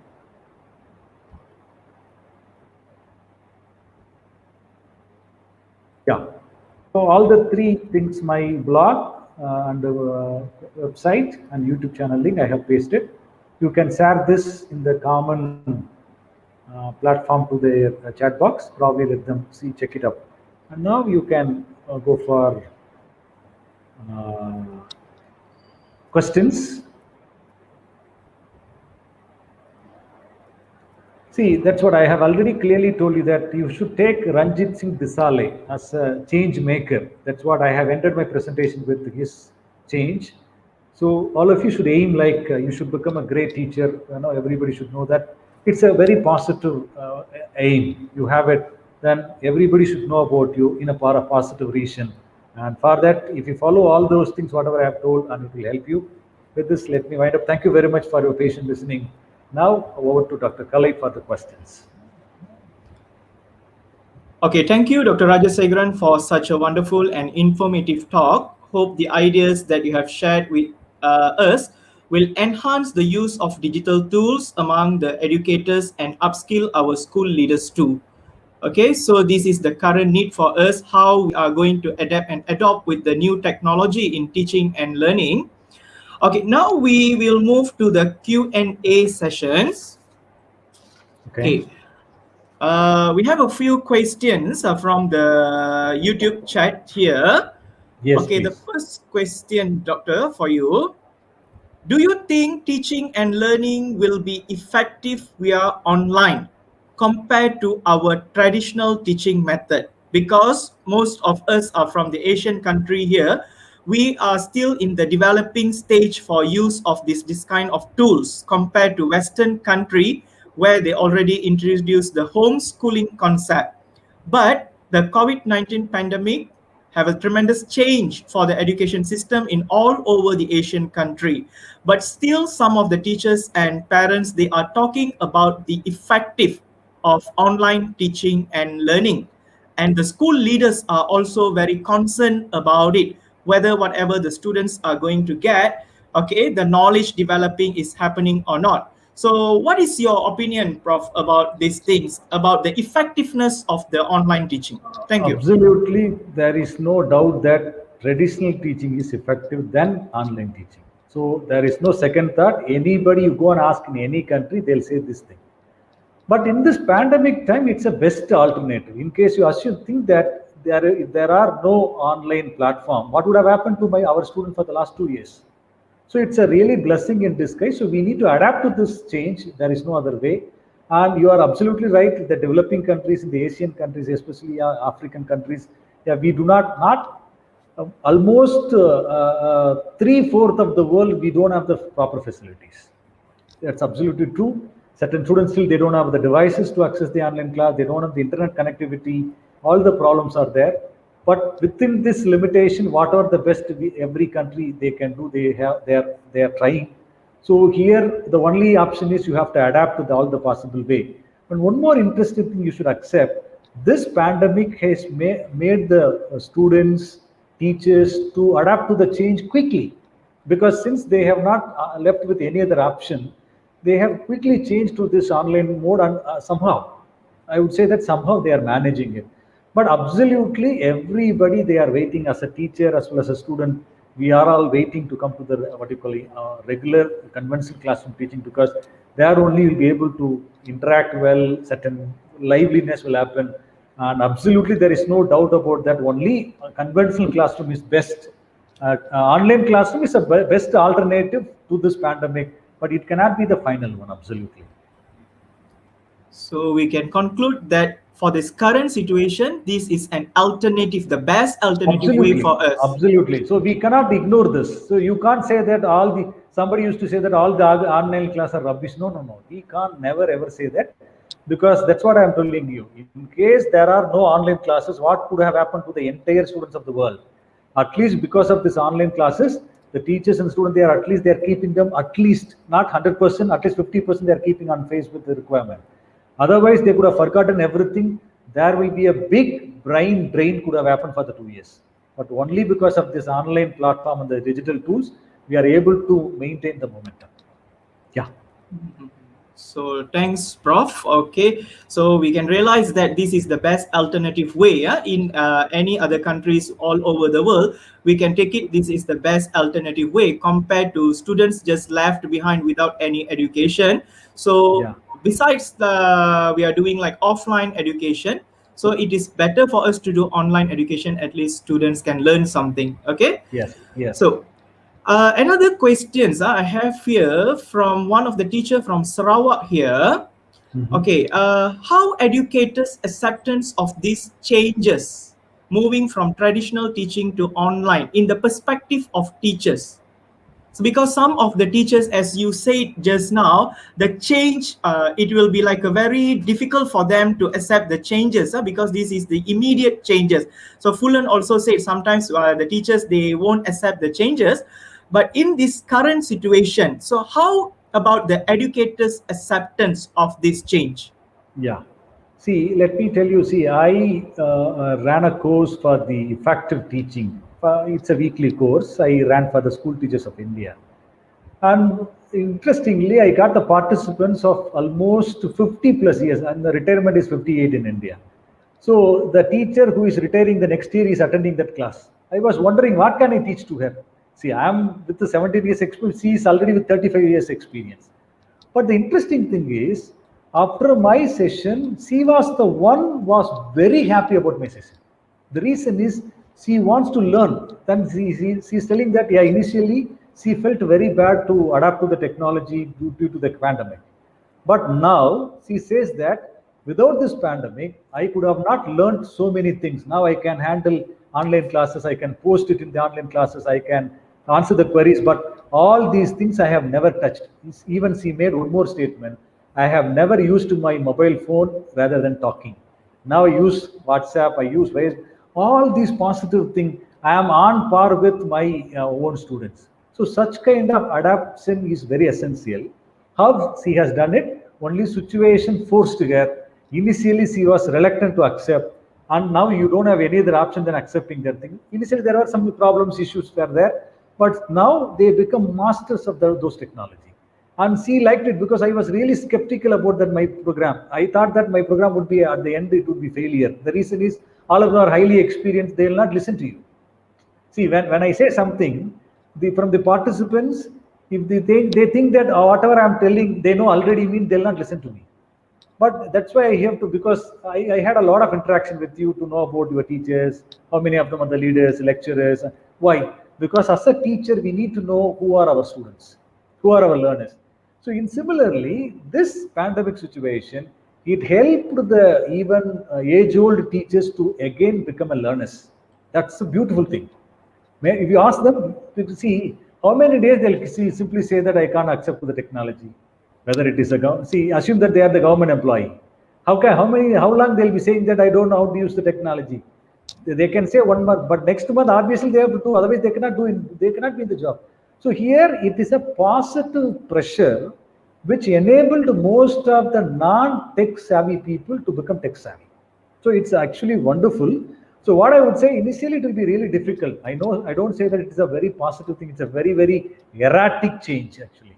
No, you have never ever tried. That's what I'm telling you. Under 57 years, she has never tried her phone for even WhatsApp. The next year, in case there is no pandemic, she would have retired with the same thing. But now she made another statement. At least now I got to know, sir. Otherwise, all these things throughout my lifetime, I could have not learned these things. That's what she said. She took it in that positive sense. So what I say that it will be really difficult. I know I don't say it's easy, but no other go. Sometimes situation decides everything. See, when there is an earthquake, people can run even 10 kilometers, normal people also. Somebody who cannot walk even at 10 kilometers, because there is a life. Similarly, when the pressure comes, positive pressure, you unknowingly perform very well. That's what is happening during the pandemic. Some of them still they say that they cannot adapt. I don't say they are fit to this profession because no other go. See, for example, if it is only 1 month, this problem will be there. Next month it will be all right. So I'll go to the next month. I'll cover up all the missed portion. That's fine. But it is there for almost 2 years. We don't know when it will be over. So here the only option is you have to adapt to the online. Whatever the difficulty you have to learn it. You have to become a student. You learn from your own son, daughter, or from student. Make sure that you are conducting properly and don't be resistive to the change. Yeah. Okay, thank you for your answer, Prof. Okay, there's one more question. Okay, so how to do effective online teaching? Because currently we are doing and conducting online classes where we don't have two-way interactions. Some of our students are not in the online class while we are teaching. So how to make the online teaching become more interesting and to attract the students? Yes, very good. See, in this particular, the ministry is running this program. How many teachers are there? How many of them are attending the YouTube? Just check there. You can see the views. See, it is obvious. Definitely, you cannot guarantee that everybody will come. The only option is you can give, see, assume that there are 40 people are watching, at least they are interested out of 500. But the point here, ministry cannot go to all the places to make sure that they're watching. Once you ask them, they'll say that I watched. Because we cannot take any record from the YouTube that which particular person watched it. So once they decide to cheat, you can't do anything. The only thing you can do is you have to create a credibility. Certain credibility if you create, and probably they'll be with you. Number one. Number two, you identify certain mechanism. Say for example, here it's an online YouTube lecture, so you don't have any mechanism. But in the online classes, say if you use Teams or Google Meet or any WebEx or anything, you can log the class after the 5 minutes. Say for example, you cannot allow the latecomer. Once the 5 minutes over, you can lock the class. Other student cannot join. Number one. Number two, you can suddenly pick somebody. See, I'm interacting with you, Kalai. Suddenly I can call somebody name. If they don't answer me, I will not give attendance to them. Just I'll tell, but I'll make all these ground rules very clear in the beginning of the semester itself. Because we started the new semester only yesterday. I was telling all these things. See, in my class, you have to be on time, number one. Number two, you should enable your webcam every time. You cannot disable your webcam. And you can't tell me that you have a network problem. You have to make sure that, because already 1 year is over, now it's your job and responsibility to set your network proper. Otherwise, you get official permission. You just send me a mail that you don't have a proper network connection, you cannot attend the class. No problem, I'll accept. So I'll make my ground rule clearly. Then next thing, I make sure that I don't ask question to the same student. I'll pick randomly every time. Now and then I'll keep changing the names. So nobody knows whom I am going to pick. In case I don't find them, they'll not be able to attend my class next. Because as my rules are clear, they can't give any reason. Then obviously without any option, they'll be attending my class and they'll be interacting. But in spite of this, sometimes there may be a problem. Then I used to tell them that in case you have real network problem, take a screenshot and WhatsApp me immediately. Then I'll check the WhatsApp timing and class timing. I'll try to match it up. See, you have to be smart here. See, in the online classroom, you have to be really like a CBA officer, right? You have to investigate everything. And only you prove that you are smarter than them, they'll not cheat you. Otherwise, they understand that you don't know much, definitely they'll cheat you. So here you have to play a smart role. One thing is that's what you randomly pick the guys, lay the ground rules clearly, ask the question. And in the regular classroom, please make sure that don't lecture more than 15 minutes. One lecture, for example, 1 hour class, 15-minute lecture it, then have a 2-minute break. In the 2-minute break, you can use Mentimeter just to post a quest link, let them answer you. And next you go again with another 15 minutes, then post another Menti quiz, or you talk about something general thing or a life skill, then go. So don't ever, never teach 1 full hour to the whole. So only to the maximum in the one segment, continuously teach only 15 minutes. Then there should be a break. That break is not asking them to go out of the class. You should stop teaching the subject. You should talk something general. Probably you can talk about what is the news today, or you talk about some fun element, or use some quizzes, or use some other tool to get the things, to interact in the class, and those kind of things you can do. And this is how you can make the thing interact. But it is really challenging. I agree that absolutely. In case you have more students, more than 60 students and all, it is very challenging. But after some time, you have to manage. Somehow you can, for your conscience, you are doing your job best. But you can't make sure that all the 100 students are attending properly. That you can't do that. But only thing you can make a credibility. In case they are not ready, they are the loser. That's it. That's the only thing you have to say. But once you teach effectively, assume that you are teaching highly effectively, only 40 students are attending out of 60.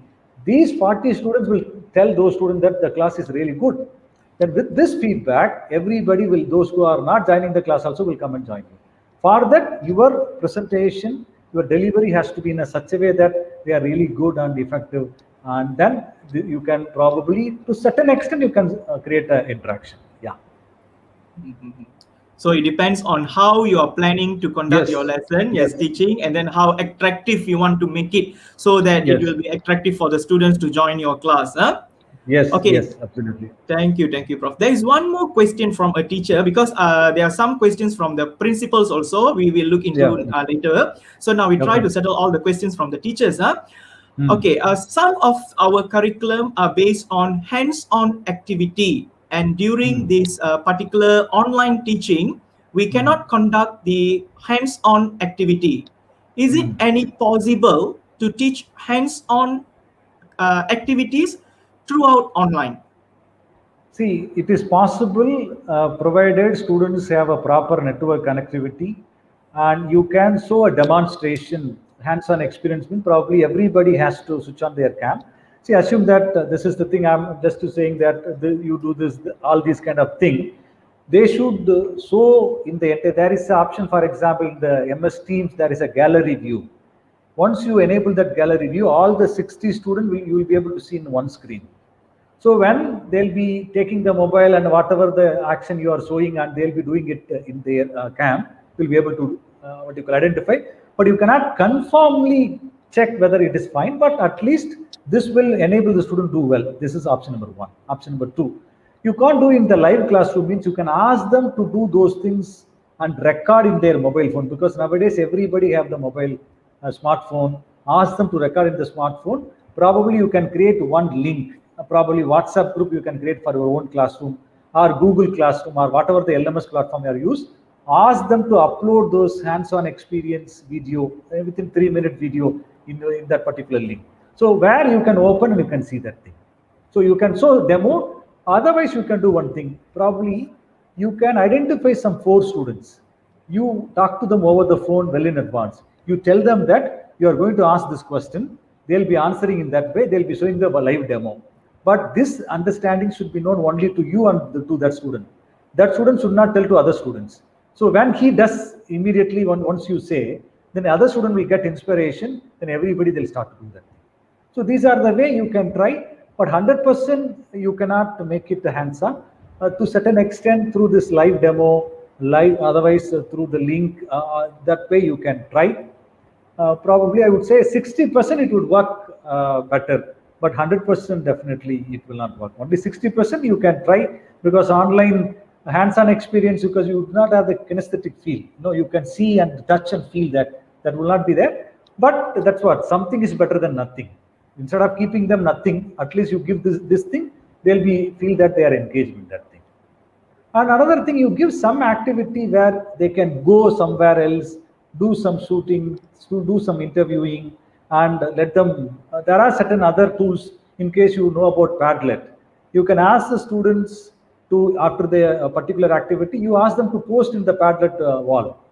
So once the particular thing is posted in the Padlet wall, all the class students will be able to see that thing.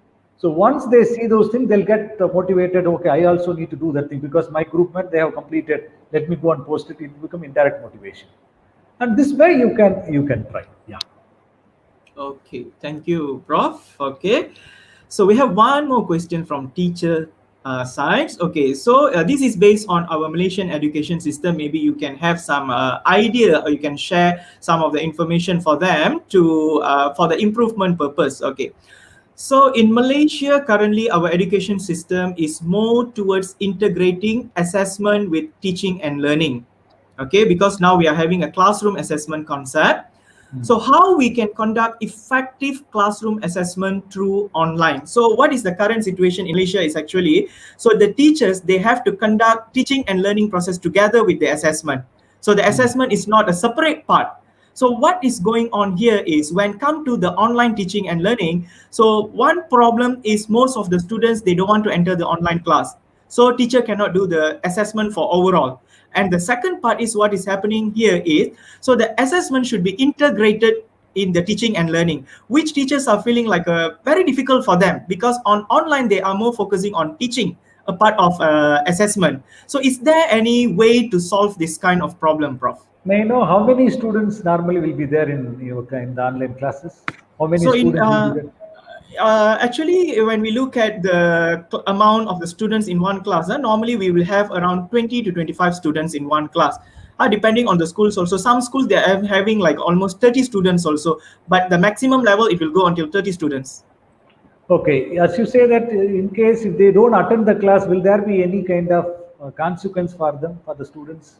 In case they Yeah, don't. they if they didn't attend means, so they won't be assessed for the classroom assessment. So it will like what we can say, like from year one until, that means starting from 7 years old until 12 years old in the primary school, they are not having exams at all. So everything Okay, is depending on the classroom assessment. okay, So okay. now during this online and the pandemic era, so we don't have not to say that everyone, but some of the students, they are not into the online classroom.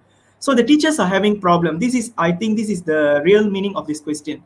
Yeah, see, there are two things. In case they are not afford to the technology, means you can't do anything. See, there are people, they cannot buy the phone, they cannot have the data connection. You can't expect them to be the online class. Nothing can be done. That is, it is out of our hand. But in case that's not a problem, everybody has it. Means if the particular student continuously he doesn't come to that particular online class, you can talk to the parents. You have to call them and you have to inform them that your ward is not attending the class for a long time. You don't need to call, at least you can have the parents mobile number. 25 students, you create a special WhatsApp group for the parents, in case if it is possible. I don't know whether Malaysian rule permits, but here it is possible. And if you have a WhatsApp group, you can keep updating about how the students are doing it. So sometimes don't discuss the marks and other things and all openly in that group. Those things should be given only to the individual parent. Otherwise, they feel offended. In case you say that if Rajshekhar is not doing well in the class, and everybody will become, they'll know that that will become a problem. So don't do that thing. So one thing is you can keep updating to that. See, first thing, out of 25, isolate those students. In case 7 are not attending properly, you identify them separately. You have the 7 parents number and you make sure that after every class, you just post them that this is the class I have done. Ask the parent to verify whether they have completed. And still they are not responding, you tell them that I'm very sorry, we will not be able to give any mark for your work as he is not responding. In case they say that they have some problem, then you talk to them, at least ask them to do in the normal form. See, they don't have a network connectivity, but ask them to, say for example, ask them to recite a poem in the phone, normal form. Then at least you can note on something. But here, as a teacher, I know that it is really painful to do all these tasks. But as I already told you that it is our job, so let us try our level best to help them, and that's the only way. Just you are doing a human service. So you don't think that it is a tiresome job. You are a god here. So when you take such kind of initiative, you are a leader, you are a guru. That's what I'm talking. All about I was talking about. So when you go to the extra mile to help them, definitely that parents, they will never forget you till their lifetime, because they'll say that there is a teacher, even though we didn't do that, he called personally, he took all the pain and other thing to help my son, and they will give a lot of praise about you. It's not for the matter of price, you'll get a great satisfaction.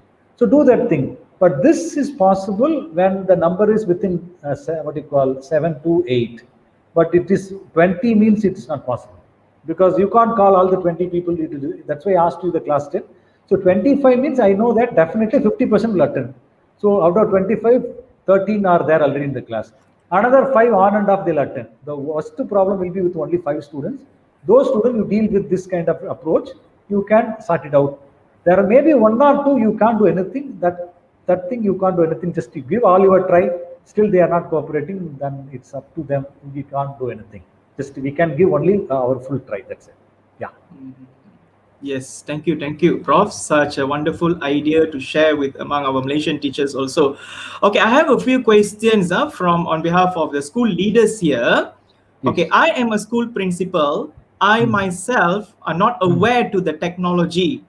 How can I, as a leader, can enhance my teacher skills in conducting online classes. So this is from the leaders' problem. So they are almost Correct, like correct. they are not aware of the tools also. Yes, So yes. how they are going to enhance their teacher skills? So thank you for such a wonderful question. I would 100% advise you, you first learn everything. Even if you do not know, there may be some young teachers in your school. Please call them, ask them to sit in your cabin, let them teach you. You learn it. He will be very happy to teach you. You know everything because that's very correct. If you do not, teacher is the one who knows the way, only you can show the way. If you do not know, you say that nobody will follow because they know how to cheat you. So first thing, please take it as a challenge. And definitely, I know that there are some young teachers, they'll be very, very good at this, handling these things. Call them to your cabin or via online, just to phone them and learn all those things. Probably some difficulty will be there in the beginning. It's very simple. See, as you think, online classes are not very difficult. See, what are the three things are there? One thing, you need to know how to create a classroom link in the Teams. Or which mode you will be using, Kalai? What is the Here, online most platform? of us we are using Google Meet, Zoom, Microsoft Teams. Depends on the Okay. school. Some of the schools are in the rural area, urban area. So depending on the situations and Okay. where is the location So of the all school also. very good. See, all these Google Meet, Teams, everything is very simple. You need to have one email account. Once you have email account, you need to sign it up. Once you sign up, you have to create a class. That classroom link should be shared to the student. So once you know this process, next time, once how to start the class, how to share the class. So first identify this process, first thing, learn it. Second thing, you will get some problem while you are teaching. You are no doubt. Please do not have any ego to call your junior teachers in case you do not know anything. It's good because you may be really wonderful leader in the experience. So they will learn from your experience about how to handle. But you are a kid now. See, feel happy that you are a kid. You are in LKG. You are in a basic grade. You don't know anything. So for them, you are the student for them. Feel happy to learn from them. They feel really privileged. See, assume that a new teacher joins the school. He gets a privilege to teach the principal how to use the system. He will be very happy. Use that opportunity. So there is no ego here. In case you see that I am a principal, how can I learn from a normal teacher? No. Here we don't know. See what is wrong in it. See, as a teacher, if you hide that, if you do not know something but you pretend that you know something, it is the greatest sin you can commit to this profession. If you do not know, do not know. You learn from them. Whatever. In case one teacher is insufficient, talk to three teachers. In case you are, even though after repeated instruction you are unable to manage, you get some other teacher, you keep getting it, learning it. You see, please assume that it is a god given opportunity for you to once again become a learner. And once you learn all those things, you can feel proud. As I was telling in my session teaching, that 58-year-old teacher, she was very happy that she was, she can learn all those things. She was able to handle the class very effectively. She was very energetic at the end of the day. That's kind of feel you'll get it. See, you people, in case you do not know, once you learn that, you will have a great satisfaction. Then nobody will cheat you because they know very well that our principal knows everything. So we have to do our job properly. Otherwise, he will identify how the people will cheat. So you don't need to instruct anything. Simply you follow. Automatically they'll follow. Everything will become all right. The only thing, you need to invest some time to learn those things. Very simple. See, it's not a big kind of programming and other thing. There is a tool. All these tools are highly user friendly. The only thing is, see, some kind of thing will happen. See, in case you use Google Meet, the students suddenly they'll unmute themselves. They'll be speaking their family, and it will be loud enough. And you have to tell all these things in the beginning of the class. Please make sure that all of them you are muting, so that you need to have their phone number. Suddenly somebody is not muting, call them immediately. See, tell them that you have unknowingly you have unmuted. Please mute it. The same thing may happen to us also.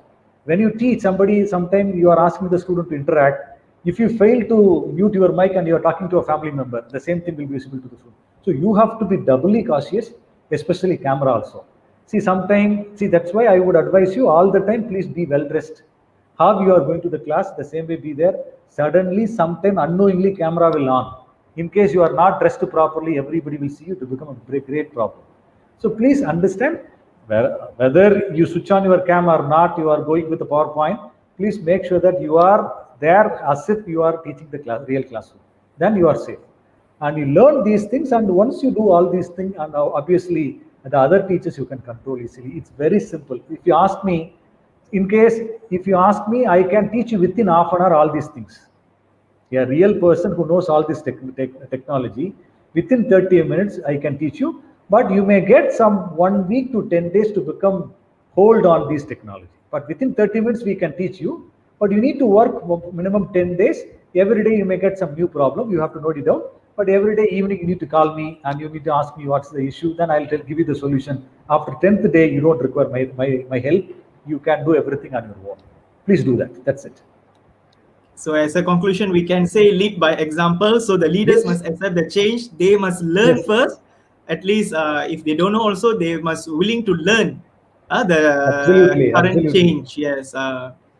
Okay, and then maybe the last question for our session today is, okay, as an instructional leader, okay, I like to do classroom observation, and it is a part and parcel of my duty to develop my teacher's capacity. How do how I can do effective teaching and learning classroom observation? So this is a question from a school headmaster. So how during this online teaching and learning, because they need to know what the teachers are doing, are they conducting online classes effectively? So how the leaders can do the observation? See, that's very simple. See, assume that somebody is observing my presentation now. People are watching in the YouTube. So, first thing, as I that important traits of teaching presentation, how I am presenting it, whether am I delivering my pattern clearly. Number one. Number two, am I trying to interact in the class? I asked certain questions in the between, and then I didn't have the access to the chat box. Otherwise, you could have read certain comments. I could have told that somebody said this comment, and that way I can interact. Third thing is whether teachers are giving all the possible way to interact in the class, you can check it out. But teacher gives his or her 100%, but the students are not reciprocating, they are not responding, means that time you can't blame the teacher. Because the one thing what you have to, as a headmaster, you can check whether teacher is giving 100%. Then rest the students are not giving, even though all her efforts and other things, the students are not responding. Then again, you need to orient the student, you need to talk to the student as a headmaster or some other way. You have to motivate them. There should be some motivation session to them, and you have to motivate them, you have to make it up. So first thing, check their preparation, check their delivery, check how they are trying to interact. And fourth thing, are they bringing any innovation in their class? Innovation means what? In the even the form of preparing the PowerPoint slides also you can be innovation. See, if you have seen all my slides, it's a very bold letter. It's a very appropriate thing. So that's what sometimes you need this thing. You can make it colorful. Certain time you can bring pictures. Sometimes you can play videos also. You check whether they are using other materials also. You can use, for example, they used any interactive tool like Mentimeter or Padlet or any other thing. If they use it, you can really appreciate them. You can ask them to share their experience to other teachers' class, those who are not doing properly. See, definitely some teachers will do very good. You please pick them. You don't give any instruction as a headmaster. You pick this teacher, ask this teacher to share the experience, how he is handling the class effectively. Then once they understand from him, they don't need to worry about, no, they'll not worry about anything. Simply they'll try to emulate from that practices. That's it. Yeah. Yes. Thanks, Doctor. A lot of wonderful sharing, which I think will be very useful for school teachers and as well as the leaders, for them to be very, to keep on improving. Okay, because this is a teaching and learning via digital is, I think, for me, it is a process. It is not the ending. So what we are trying to do here is we are more towards on the learning, the new digital tools, okay, new applications, how we can make it like our teaching and learning become more attractive and interesting. And for all of this part, okay, we can say that leaders are playing a very crucial role, okay, because we can say, as Prof said just now, the leaders should learn everything first, then only it can be transformed to the teachers so that they can upskill their teachers skills in conducting online classes. Okay, so thank you very much, Prof. Okay, that is the end of our Q&A sessions, and we are now towards the end of our program. On behalf of our director, Datuk Dr. Haji Tajuddin bin Muhammad Yunus, and our Northern Branch Director, Dr. Haji Johari bin Arifin, we would like to thank all the viewers. As we know, IABCU are very concerned toward current education needs. Therefore, we are here with you to keep having online sharing sessions and online webinars. There will be a seventh series of webinar on 20th September at 2:30 p.m. on legal aspects in education, what we should know. So please save the date and please stay tuned with us on coming 20th September. Till then, have a nice day and goodbye.